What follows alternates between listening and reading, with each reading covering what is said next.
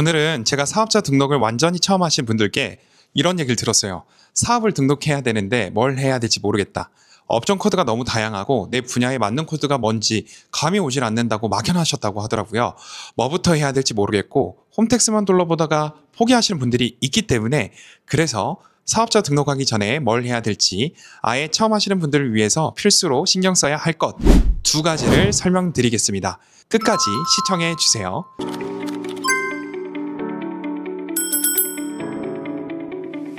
사업자 등록이 처음이신 분을 위한 영상입니다. 우선 첫 번째 포인트는 업종과 지역입니다. 창업할 때 우리나라 세법에서는 창업 중소기업 특별 감면이라는 큰 혜택을 제공합니다. 최대 5년 동안 소득세 또는 법인세를 50%에서 최대 100%까지 감면해주는 제도죠.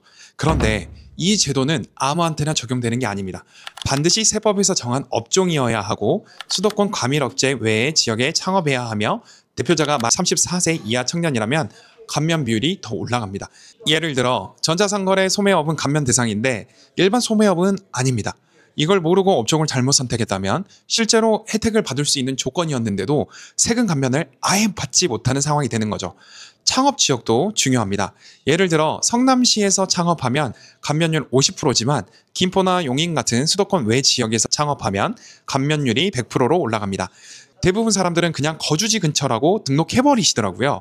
그러다 나중에 혜택 못 받는 걸로 후회하시는 경우가 정말 많습니다.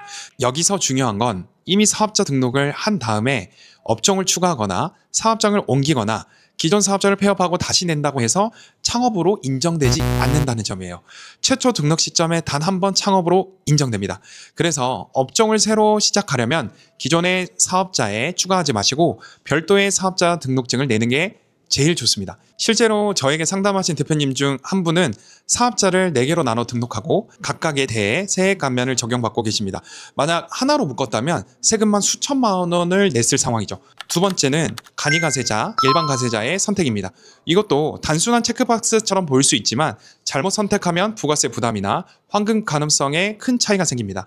간이가세자는 세율이 낮고 공급가액이 4,800만 원 미만이면 부가세가 아예 면제됩니다. 신고도 1년에 한 번만 하니까 부담도 되게 적죠. 다만 단점은 부가세 환급이 되지 않는다는 건데요. 매입이 많아도 돌려받을 수 없어요. 반면 일반 가세자는 부가세가 10%로 간이보다 높고 신고도 1년에 2번 해야 해서 번거롭지만 환급이 가능합니다. 초기에 재고를 많이 사야 하거나 인테리어나 장비 투자 같은 매입이 많은 업종 또는 수출 사업처럼 영세율이 적용되는 경우라면 오히려 일반 사업자가 훨씬 유리한 구조죠. 문제는 많은 분들이 그냥 일반 사업자가 정석 아닌가요? 또는 간이가세자가 유리하던데요? 라는 말만 듣고 자신의 사업 상황과 맞지 않은 선택을 한다는 겁니다. 정답은 없습니다. 사업의 성격에 따라 유리한 방식이 다르다는 거죠. 이 두 가지, 즉 업종과 지역, 과세 유형만 잘 선택한다고 해도 수천만 원 단위의 절세가 가능하다는 사실입니다. 오늘 꼭 기억해 두시길 바라면서, 만약 이 내용이 너무 복잡하게 느껴진다고 하면 혼자 판단하지 마시고 꼭 전문 세무사에게 조언받길 바라겠습니다. 이 내용이 도움이 되셨다면 구독과 좋아요 부탁드리겠습니다. 여러분들의 창업 컨설턴트 준쌤이었습니다.